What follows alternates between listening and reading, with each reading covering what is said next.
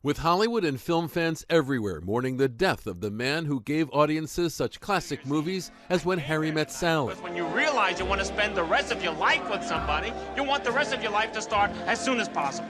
And A Few Good Men. I want the truth! You can't handle the truth! Much attention focused now on Rob Reiner and his family in the wake of the stabbing deaths of the famed director and his wife Michelle Singer Reiner at their Brentwood home on Sunday. Their 32-year-old son, Nick, arrested for murder.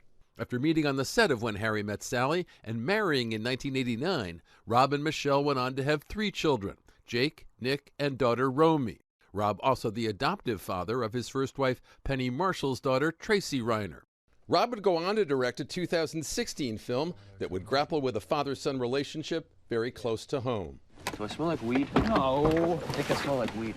Inspired by his own struggles with substance abuse and multiple stints in rehab, Nick Reiner would co-write Being Charlie, about a young, well-off scion in the throes of addiction and conflicts with his father. In a solo podcast interview in 2018, Nick recalling a time when he destroyed his parents' guest home in a drug-induced rage. I was up for days on end, and I started punching out different things in my guest house. I think I started with the TV, and then I went over to the lamp, and then everything in the guest house got wrecked. They told me I had to go.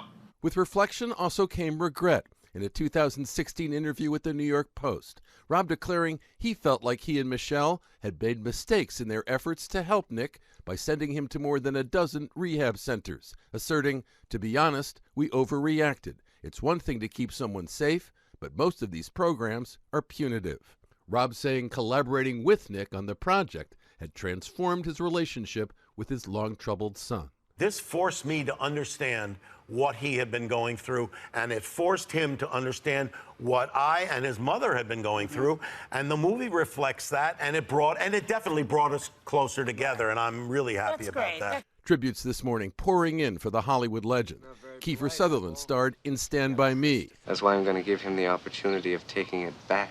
The actor writing, "Rob was one of the kindest gentlemen I've ever had the pleasure of working with." Kathy Bates, who won an Oscar for her role in Misery. Did I do good? Saying, "He changed the course of my life." Kevin Bacon, who worked with Reiner on the courtroom drama A Few Good Men. These are the facts of the case, and they are undisputed. Posting on Instagram about the lasting impression Reiner made. We had lunch together every day.